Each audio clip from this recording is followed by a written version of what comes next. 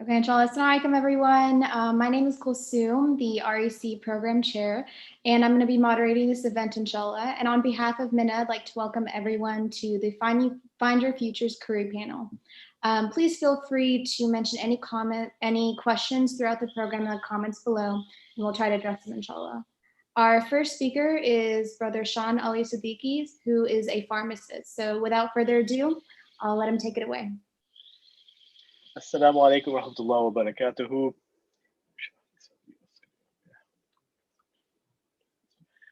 My name is Sean Ali Siddiqui. I currently live in Dallas, Texas. I have been a practicing pharmacist for the last, 6 years now. I graduated in 2014 from Nova Southeastern University in Fort Lauderdale, Florida.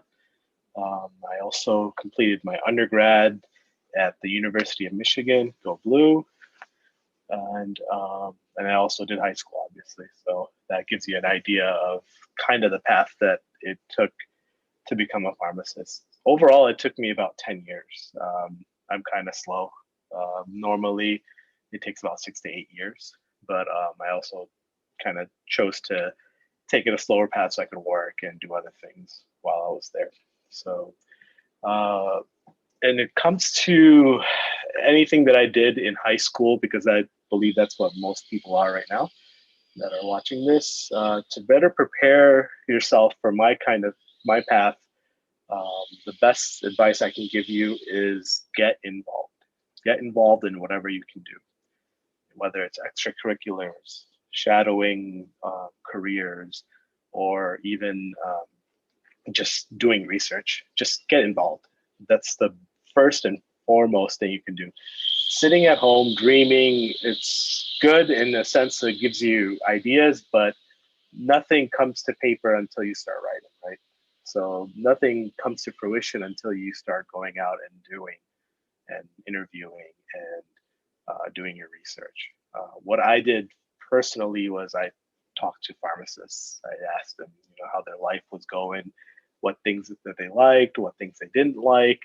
And I mostly got a negative response, which was, at first I was like, hey, maybe I shouldn't do this career. But, once I came to understand where they were coming from and why they didn't like their career, I kind of got a better full view of whether it's something I wanted to pursue. And I still did. And I ended up going through with it. The other thing that you guys can still get involved with is extracurriculars. I know it's cliche to say that, oh, you need to be well-rounded, oh, you need to do this. I say extracurriculars only because it just makes you a person who has a lot of skills.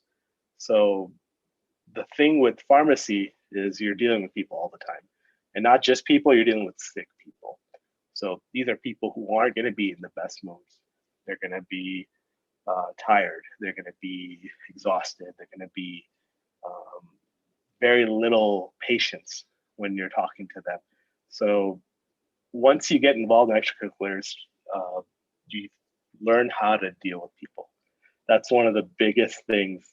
That's any job you can probably fill that advice into any kind of job, but learning to be patient and dealing with people will teach you, things you'll learn for like your job, marriage, if you ever become a parent, how to deal with your own parents. These are all like life skills that you need, and extracurriculars are a great way. And it doesn't have to be something that's school sponsored. It could just be stuff, anything in the community, anything for your masjid or for volunteering. It makes you get out there, so you're not in this little bubble and in the ideal world. And then I think MYNA is a great place to do that, but it shouldn't be your only place. Expand your horizons. Make sure you're dealing with different segments of population, different communities, whether it's different races, different backgrounds in terms of socioeconomic backgrounds and different perspectives. That way it makes you more well-rounded as a person. So other questions. So the one advice that I wish I got and that I took advantage of when I was in your shoes a good 15, 16 years ago, don't make your opinions based on what your friends, your uncles, your parents, and your siblings say. Form your own opinion. I grew up in a family where there was a lot of pressure to be successful. There was a lot of pressure to become uh, the next doctor, the next engineer, the next blah blah blah. And most people are like, well, this career isn't good for you because it doesn't make enough money, or this career isn't good for you because, well, the lifestyle is not good for you, or this career isn't blah blah blah. So you're the one that's in control of what you're going to do the rest of your life, other than Allah, obviously. But make your own opinion. Don't take to heart what everyone says, because everyone has their own opinion based on their small, limited amount of experience in dealing with that subject. So one person who doesn't like medicine, for example, or pharmacy, for example, because they know that they heard their friend's neighbor, he hates being a pharmacist, and then therefore they hate being a pharmacist. They tell you that, and now you hate being a pharmacist. So it's like all these opinions are shared without even, partaking in the ability to find out for yourself, or to see maybe it's more suited for you. So that was the one advice I wish I had more. I had known at that time, and I would have formulated, become more of an independent thinker rather than going with the flow or going with the echo chamber that was in my little bubble. So other than that, let me see. Sorry, I took notes. Wanted to make sure I hit all the big stuff. Uh, Things that you want specifically for my career. You want to be a people person. I know that I mentioned that before. Um, Even if you are an introvert at home, in your career, you want to be someone who is able to deal with people, because people are your livelihood. They're the ones that come to you. There's for my field, for example, there's pharmacies everywhere. Sometimes you go to a corner, there's like on each corner, there's a different like chain of pharmacies. What makes you special, a place to go, over those other, competitors is pharmacists, whether they're kind, whether they're helpful, whether they'll take their time out to help you. That's something that distinguishes you and makes you, a better practitioner, and it gives you a better customer base, and that therefore it gets you more job security. So if it's something you need to work on, I would go for it. If it's something you're already good at, then get better at it. So second thing you need to understand, or I would suggest understanding, and specifically like when you're navigating this field, is know your impact.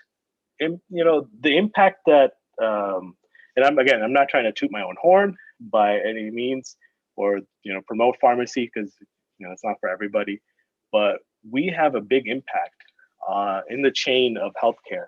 You have a patient who goes to a doctor, goes to the hospital, goes to a physical therapist, goes to all these different types of practitioners. They have very minimal interaction. That's how our system is. The doctor comes in for 5 minutes, maybe 2 minutes, evaluates, has a conversation, leaves. Then you're stuck doing all the tests and all everything else. Pharmacy, we have the benefit of being able to get on average between 5 to 15 minutes with a patient. And that's because, frankly speaking, it's free. And because people are always shopping, whether it's a pharmacy inside of a grocery store, or a retail chain that's pretty popular, or wherever, you get an opportunity to impact somebody for an extended period of time compared to other practitioners. So it's very impactful. Therefore, it's a huge responsibility. As Sheikh Spider-Man says, with great power comes great responsibility. You got to know, how much of an impact your advice can have on a person. I want to say, I hate these statistical studies and stuff, because Allahu Alam what actually is true, but one of them published said that pharmacists are like in the top 5, or maybe number 2, I can't, don't quote me, are in terms of public trust when it comes to who do you trust when it comes to people giving you advice. Lawyers are at the bottom, and my wife's a lawyer, so pretend you didn't hear that, pharmacists, and I don't think it was doctors, but it was something else that was at top. So point being, know your impact. Know that you're going to be able to change someone's life, even if you don't see it in your firsthand experience. You have that opportunity to do so. And then the last piece of advice I want to give specifically for this field is network.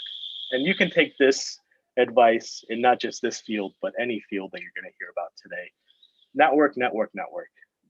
The world is big, but career world is small. Every little career network is small. I can give you an example right now. Don't burn any bridges. You never know who you're going to meet later on in your career. I'll give you actually two examples. One of my first, when I graduated, I used to work for Target. I love Target. Great company. I worked a lot there until they got bought out. And I had a colleague, she needed like a shift covered. I think she was like throwing up, and she asked me to cover her shift. And it was my day off, and I really didn't want to do it, but I felt bad, like that's the part Allah's like, you should do this, it's a good deed, blah, blah, blah. So I did it. And she was so grateful. We didn't become like good acquaintances or good friends, but later on, she moved on to a different career. And that's actually where I work now because she hooked me up with that job. So you never know who you're going to be able to benefit from. It's a small world. Don't burn your bridges. Make sure that you're on good terms. Even if you don't like the person, stay on good terms with people, because down the line, they may end up being your boss. They may end up being your colleague. They may end up giving you the interview for your future employer. I actually, in my current job, in the second example, I have two people who were in my pharmacy school class. Now, granted, this was a pharmacy school class of 40 people, 40 random people in Fort Lauderdale, Florida, who graduated in 2014. Two of them end up being on my team in Dallas, Texas, 2020.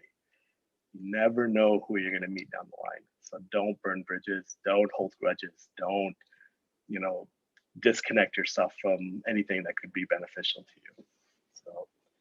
So, as for general advice, it would be remiss of me if we didn't mention Allah in this gathering. Just like any major decision in life, you have to ask Allah for help. Allah is there. He's our creator. He's the one who controls everything. We need to be making constant dua, and so it has to be sincere. Ask Allah when you're struggling, especially when those days where you feel like I'm lost. I don't know what I want to do. I don't know what I can't decide. Ask Allah for help. Allah will give you guidance, will put something in your heart and put you on a path to make things happen.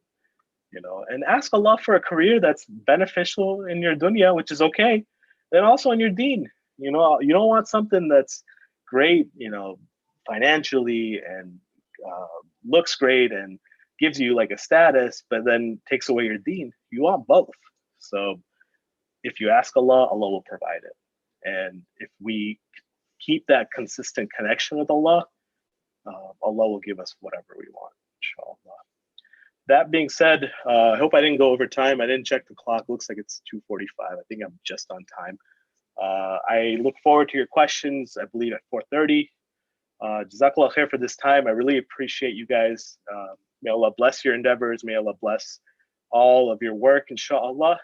Jazakallah khair. Assalamu alaikum wa rahmatullahi wa barakatuh. Thank you so much. We actually got a question in the live YouTube chat. And the question is, how has COVID or the COVID outbreak changed your perspective on your career and the role of pharmacists in vital times like these? If anything, and Jazakallah khair, whoever asked the question, great question. COVID, just like any other health professional, it's made me realize how important it is to have people who are sincere, people who are motivated by doing good work rather than just money, how essential it is to have those kind of people in our healthcare system to help people. Now, think of it this way, these are people who they're putting their lives on the line going out there. Just to imagine, give an example, like a pharmacist, you're interacting with gosh, hundreds and hundreds of people every day. And remember, like I mentioned earlier, these are sick people, impatient people. You don't know who has COVID. You don't know who is sick, who's not, social distancing, who's not, even sometimes they're not even wearing masks unless your store requires it. You're putting yourself on the line as a first, responder to make sure that they get their meds regardless, and then possibly taking back that disease home to you, whether your parents or your kids or your other family is at home, possibly exposing them. It just goes, it makes me appreciate that much more how much health professionals, and then just beyond that too, any kind of profession that's helping people right now, especially when they're out there at the risk of their own lives. It's also changed my perspective of how healthcare is handled in this country, but that's a separate discussion for a separate time. But to give you a simple answer, it's made me more appreciative, and it's reinvigorated me, because a lot of times, Allah gives us calamities and makes us realize how, bad things can be, so that we can make things better again. You don't, you fall down, so you learn to pick yourself up again, right? So if anything, that's the biggest lesson I've gotten. And I give thanks and lots of shukr to Allah and those people who are fighting every day. I have friends who are ER doctors, and they treat these patients. They're literally busting on the line, their lives, putting themselves on the line. It's like a firefighter. So Jazakallah khair for the question. Thank you, Brother Sean, for your insight into the pharmaceutical field. I really appreciated it, and I found it very helpful. Thank you, we appreciate it. So our next speaker is Sister Sajida Omran. Sister Sajida is a personal trainer and a physical therapist student. So we're going to hand it over to her, inshallah, now. Assalamu alaikum, guys. I'm so happy to be here. Like Sister Kulsum said, I am a student physical therapist, as well as a personal trainer in Lexington, Kentucky. So I'm actually going to talk about physical therapy first, and then I actually became a personal trainer in my journey to becoming, well, now I'm a student physical therapist, but on my journey to becoming or starting school, inshallah, becoming a physical therapist one day. So I chose PT because I knew that I wanted to do something in the medical field. I wanted the challenge. I wanted the fast pace. I wasn't really sure what that was going to be. I wasn't sure if I wanted to be a nurse or a PA, a physician assistant, or even a physician. But one day, my dad actually, he has a pretty physical job, and he actually hurt his back, and he went to physical therapy. And I was like, you know what, I'll go and shadow. And actually, he actually went to a clinic that was with primarily sports. And so I looked into that, and I was like, you know what, I'm a big, I was an athlete when I was younger. I still am. I play tennis several times a week. And I love sports. So I was like, you know what, I'm going to go be a physical therapist for the Chicago Bears, which is a stretch, I know. But at the time when I was in high school, I was like, hey, yeah, I want to do that. So I shadowed at a clinic and I loved it. And I was like, you know what, I'm going to do that. I'm going to be a physical therapist. My dad didn't really understand, neither did my mom. They obviously wanted my mom was probably a little more supportive, but my dad was like, are you kidding me? Like, you can't do that, because I'm actually pretty petite. I'm like 5 feet. And so he was like, I don't really think that would be great for you. And a lot of my family wasn't really supportive of it. Like, my extended family wasn't really supportive, because they were like, you're smart enough, you should be a physician. And I'm like, I don't really want to do that. But alhamdulillah, I stuck with it. And I chose my major in college, in undergrad, which was kinesiology, and that's just exercise science. And so I chose to do that. A lot of people think they call it the gym degree, where they think that you just go and you like lift weights and things like that, which you did have to do that. But it is actually really science-based. So it really set up nicely for when I was applying to PT school, because it had all of my prerequisites, things like chemistry, physics, and things like that.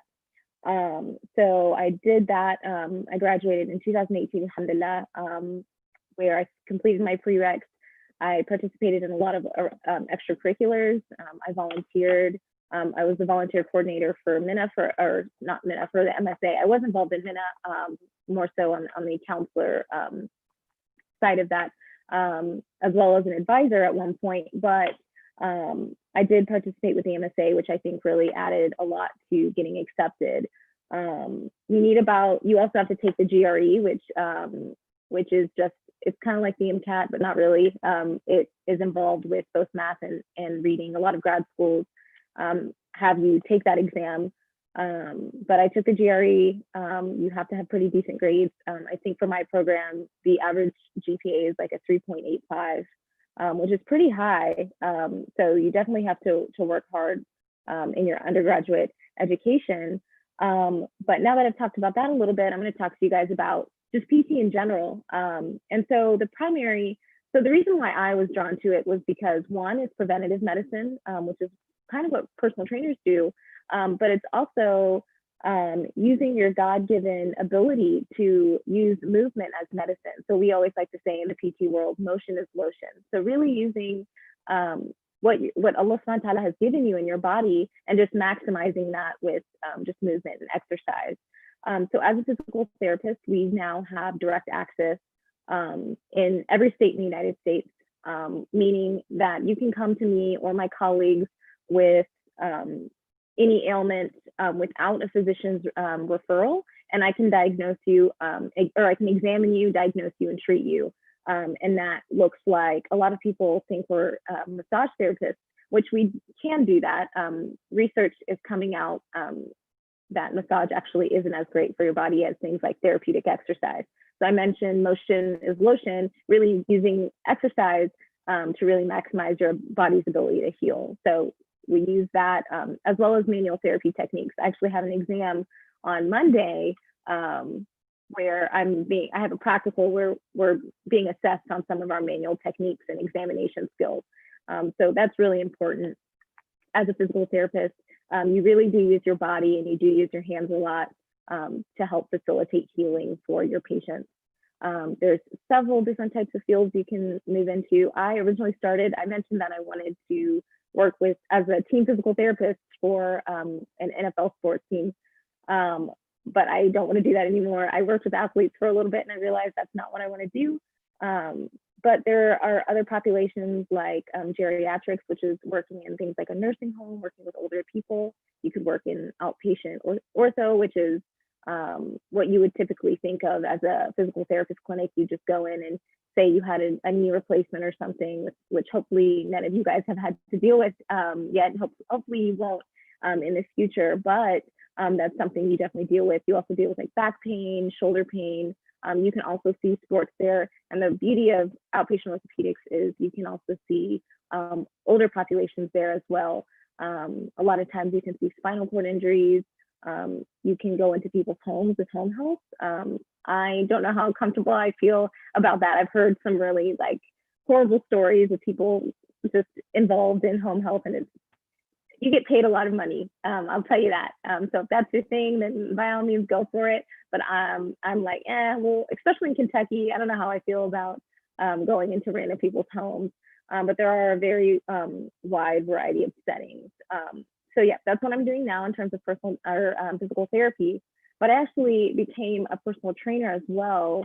So I applied in 2018 to be at the University of Kentucky. It's incredibly difficult to get in. And unfortunately, I did not get admitted my first year, which was actually pretty hard. And I was like, I did everything right. I actually bombed my interview, which I pride myself on being a people person. And I was like, I got this. But, Allah subhanahu wa ta'ala had a plan, and that didn't really go my way. But like I mentioned, Allah subhanahu wa ta'ala does have a plan, and it actually steered me towards personal training. So I became a personal trainer. You actually don't have to go to college to be a personal trainer, which is appealing to a lot of people. It does help because you do have to take an exam that you have to sit for and study. And it does obviously help because you have to know your anatomy, but you don't have to. I'm actually certified through the American Council on Exercise. There are several different organizations that you can sign up with and take their exam. NASM is one, the National National Association of Sports Medicine. I chose ACE because I liked their values and what they stood for, but all of them are great. You definitely want to make sure you're not signing up for one that'll, some of them are scams. So I definitely would look for one that's accredited. So you just study for your test, you practice, and then if you pass, inshallah, which you will if you study for it. I thought the exam was going to be a lot harder than it was. And that might just be because of my exercise science background that really helped me. But I think I took 2 or 3 months to study. I got the book, I got a software that they had, I paid for it. And then alhamdulillah, I passed and I started working. In my year off, I was still teching at a physical therapy clinic. But I also worked as a personal trainer at a local gym here. So yeah, that's what I did. I did want to talk about difficulties in of both fields actually. For physical therapy, I would say my size definitely is one of them because I am so petite. And because I am young, people look at me and they're like, I'm not really sure if it's a race thing or it could be, or it could just be, I have a baby face. I mean, I get told that I look 16 all the time. But I would say that a lot of people look at me and they don't take me as seriously or accept my professional opinion as much. And especially when they just look at me. And so that's when what I was told to one of my good friends is also very young looking, and she's a therapist, and she's like, just wow them with your intelligence. So really use your brain and show up that brain. Another thing is, especially as a female, and because I choose to wear modest clothing and I do wear my hijab, specifically with personal training, a lot of people like to say in personal training that your body is it's kind of like your advertising a little bit.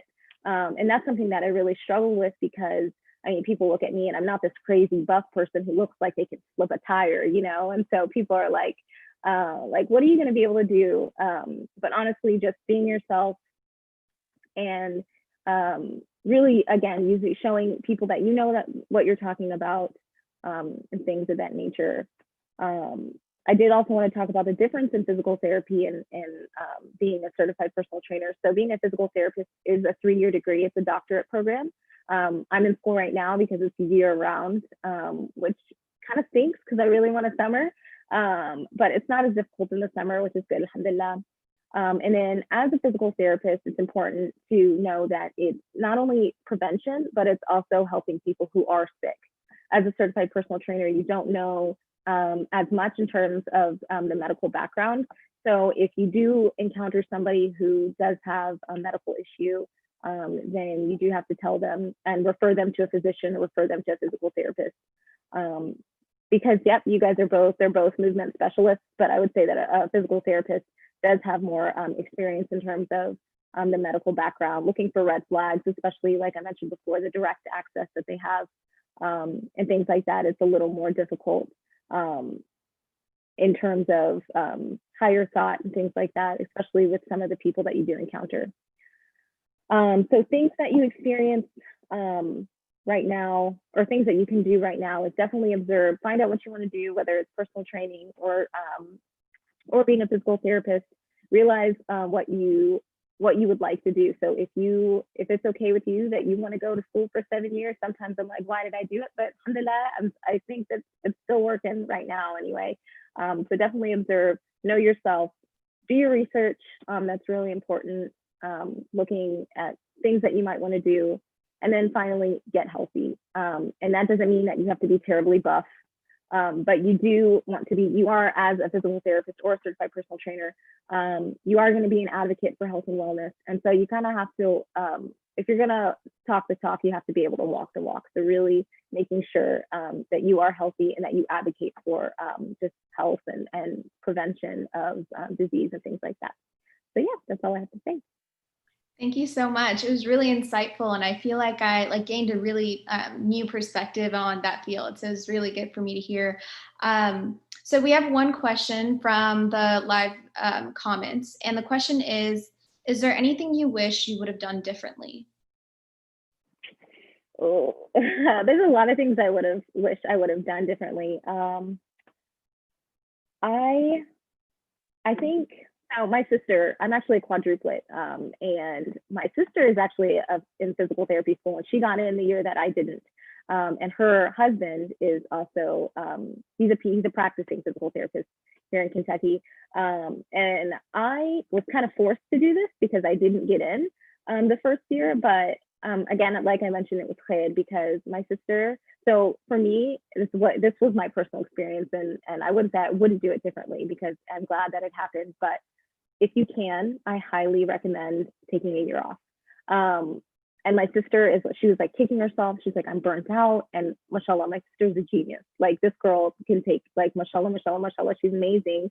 But she was like, I wish that I would have taken a year off. So if you can, if you're financially able, like what I did as a certified personal trainer, I think it really did add value to my practice. Even in class, sometimes people are like, what's this exercise or what would you do here? I think, alhamdulillah, I have more of an inside look at both because I did tech and because I was a personal trainer. It did add value to me as my experience as being a student right now. So definitely, if your parents are okay with it too, because I mean, I live with my parents and they do support me. So that's what I would do, is take a year off. But sounds good. Jazakallah, Sister Sajida, for sharing your journey with us. Our next speaker is Sister Fatima Salman, a social worker. So inshallah, hand it off to her. Assalamu alaikum. How are you guys? You guys can hear me, right? Awesome. I'm actually inspired by Sister Sajida. I feel like I need to go run a couple laps or something. Assalamu alaikum. A'udhu billahi minash shaitanir rajeem. Wassalatu wassalamu ala sayyidina Muhammadin wa ala alihi wa sahbihi ajma'in. So thanks for letting me get on and inviting me. Salam to everybody that's watching this. So I was asked to talk about what I do as a social worker and what got me to this point. So I'm going to give you, I guess, like a long story because I've done many different career things before this even whole social worker thing. So we can go through that. And then even just I didn't know high school and stuff, which was a long time ago, but that's okay. But I think probably most people have probably talked about is the idea of not just getting good grades, but also trying to do as many other things as possible when you're in high school. And obviously MYNA is one really good thing to be doing while you're in high school. And it's not just as a matter of for something to put onto your resume and all that, but it's also obviously in order to keep that deen strong within you while you're in the age of youth, and to be able to make that a priority in your life, and to worry about Islam and doing stuff for the deen while you're young, right? And those things are all very important. And I think that when you get the skills that you get, and especially when you're in MYNA or in your own local youth group, wherever you are, those skills actually last you your entire life. And you'll be able to use those skills, to be perfectly honest with you, in whatever aspect of life that you go through. And this is, I'm telling you from personal experience, that the organizing and the planning and the managing and the just all of that is going to help you with everything else. And back when I was in MYNA, when I was in my senior year, I was president of MYNA long time ago. And honest to goodness, those skills and the network that you get while you're doing all this work is invaluable, and something that that's going to always be there for you no matter what.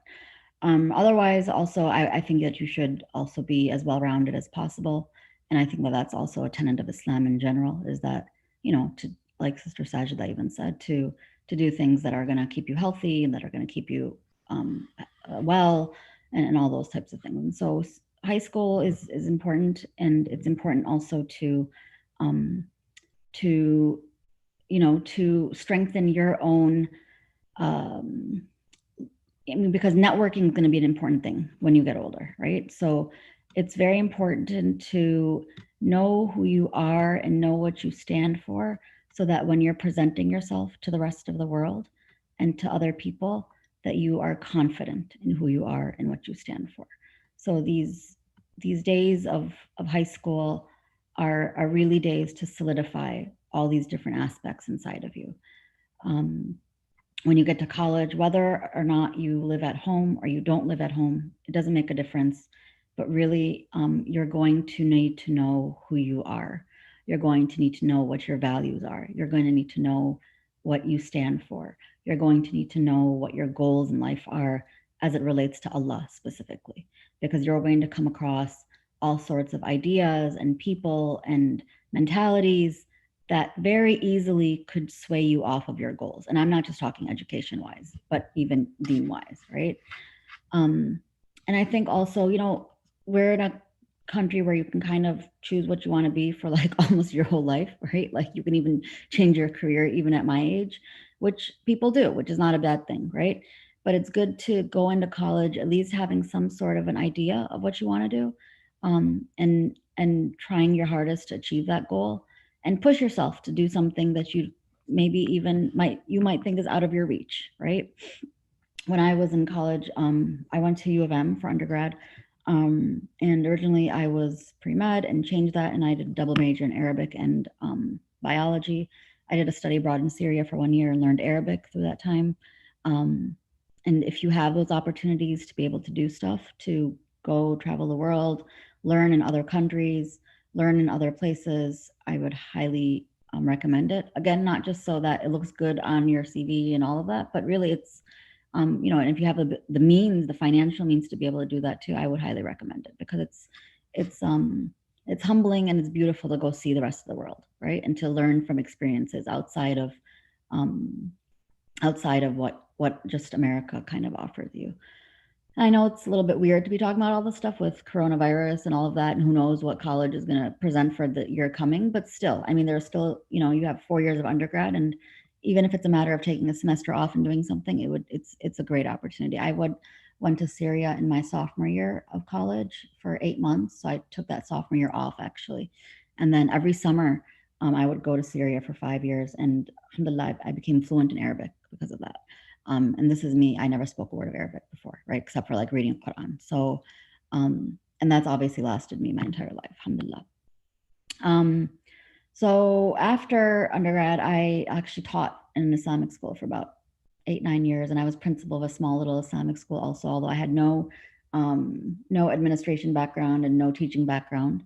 But those things helped me in life. And I think what's important is, as you go through life and as you go through your career, is you recognize that every single part of it, Allah is giving it to you for a reason, right?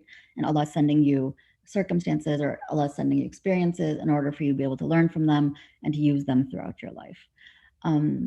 Later in life, after I did all that, and as after I had kids, I went back to school and did social work, a master's in social work, and did community organizing. And a lot of it was really like, I was already a community organizer. Like MYNA had already made me into that. It was not anything outside of what I already did. But it was just kind of learning the theory and the practice behind all of it.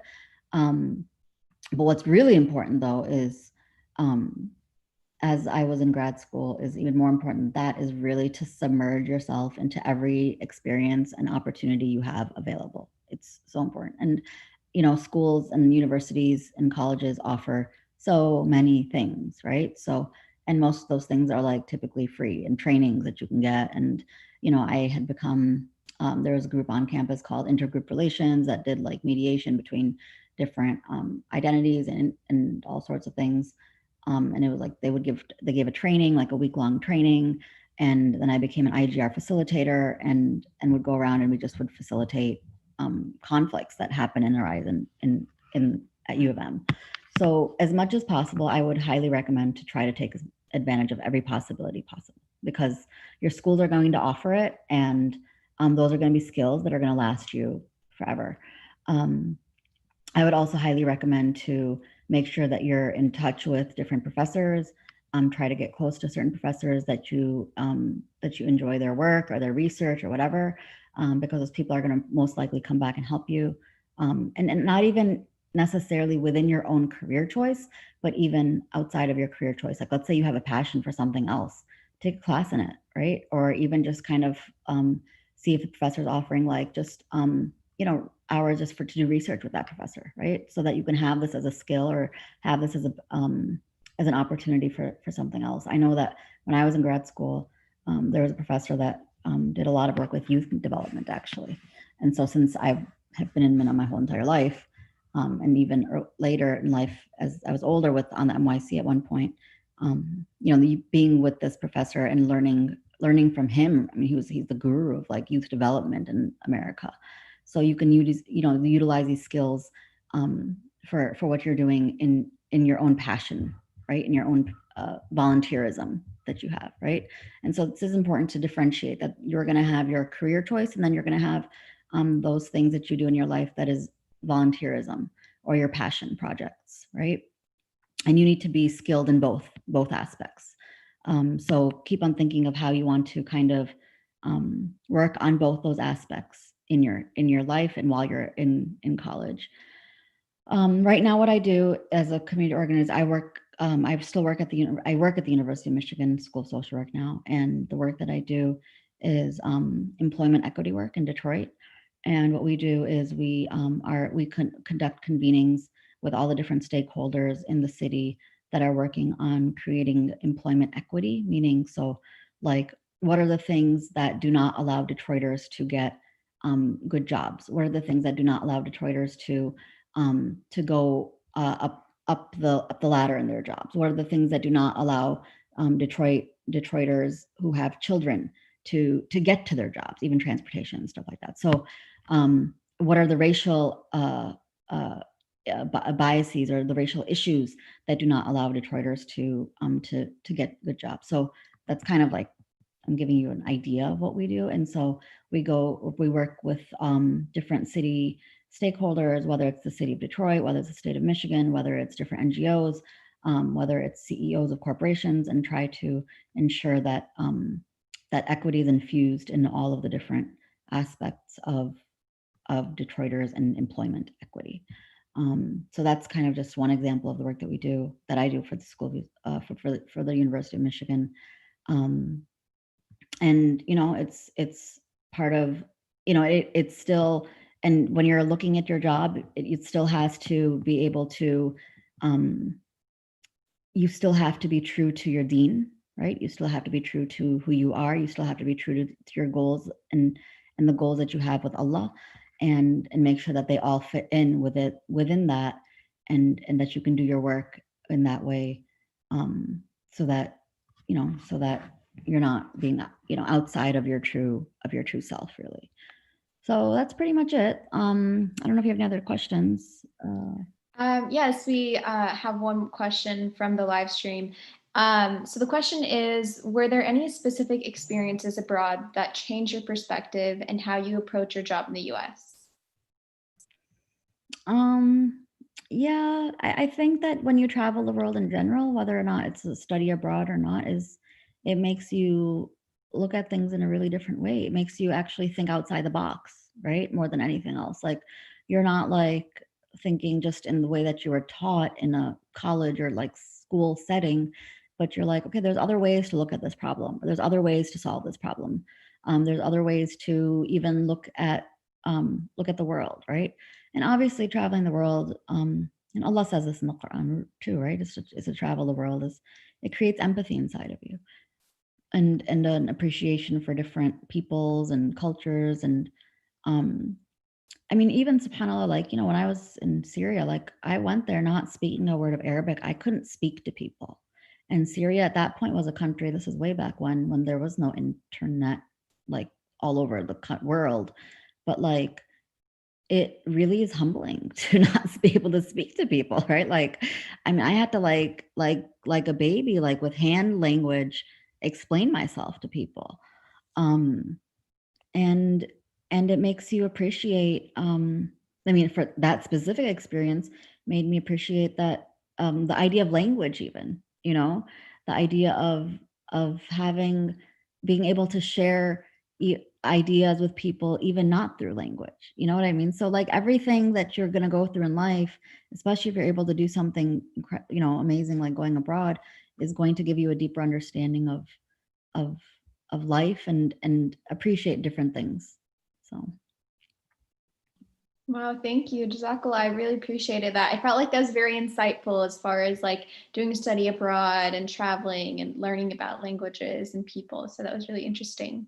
So thank you for speaking to us, Sister Fatima. Our final speaker is Brother Dayan Ghani. Brother Dayan will be speaking to us about his health and fitness journey and medicine. So I'll hand it over to you, Brother Dayan.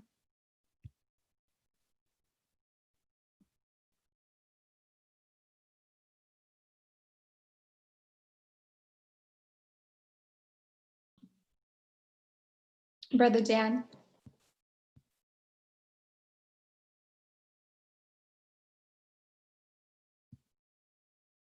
I think you're muted, but Brother Dan.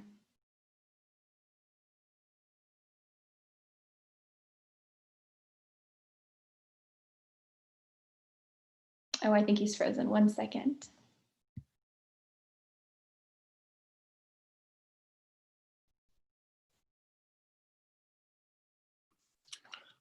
So I'm sorry, I tried connecting my laptop and then just disconnected for some reason. No worries.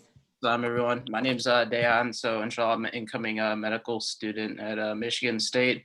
And alhamdulillah, just graduated from Kettering University with a bachelor's in biochemistry. And then I'm also a personal trainer as of recently.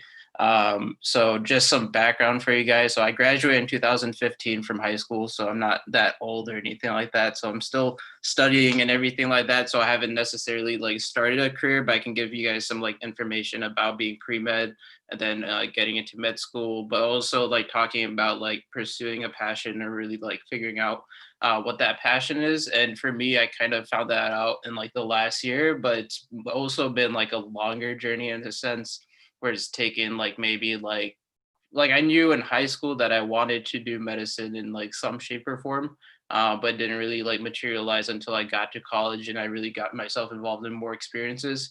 So I'd say for anyone that's in high school right now, now's the time to just expose yourself to as many opportunities as you can, and really just to like network with other people, right? So you have this group of MYNA students, and you all have like different backgrounds and different interests, different passions, and whatever it may be. So making sure that you're connecting and staying connected with them, but then also trying to get involved in your high school, trying to get involved in like leadership opportunities, trying to get involved in like volunteering opportunities and whatever it may be.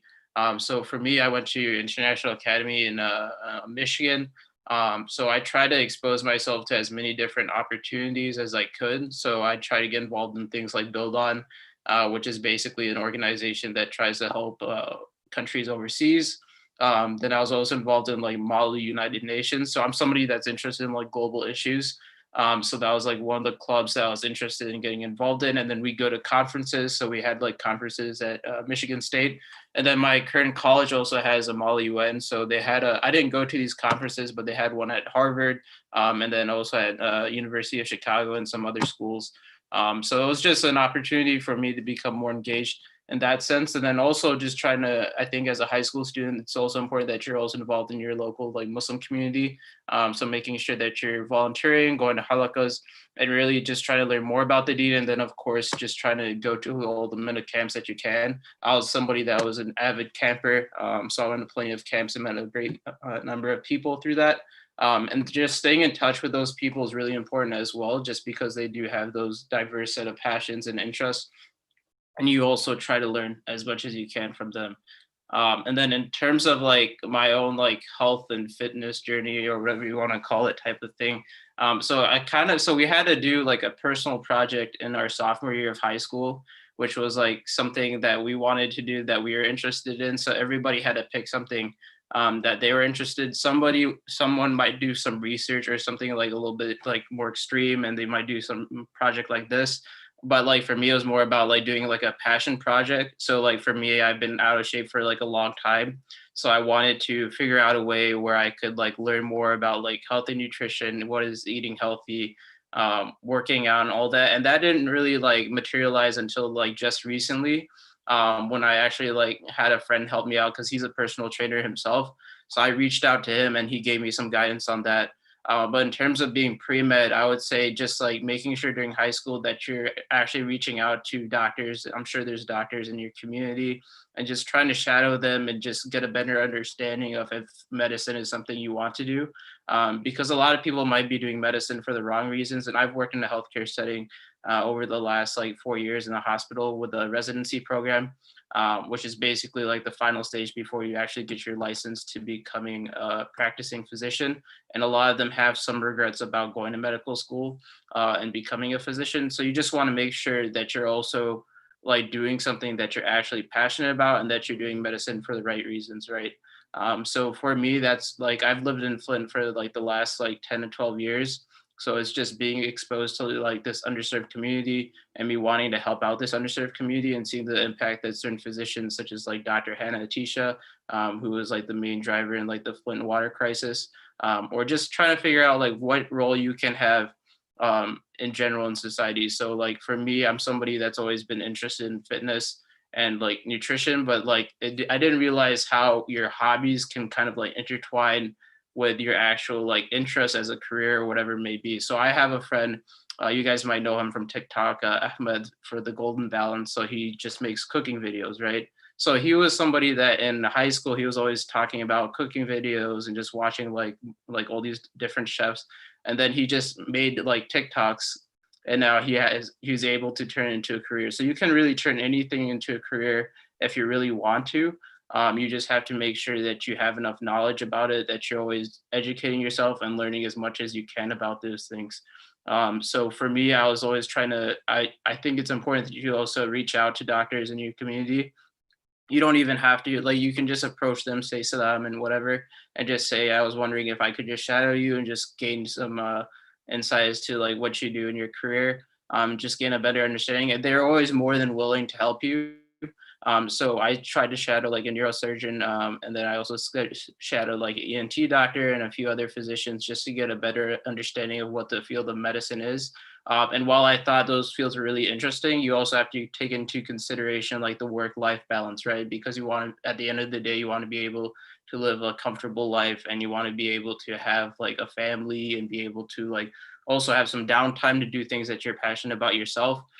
So for me, that's kind of like made this shift from like doing like surgery or like something like that, because what you don't realize about like surgery or like any of these other like fields is that they're more intense. So you're working 80-hour weeks, and then you're also like just like you might get burnt out. But if it's something that you're passionate about, you really won't get tired of it.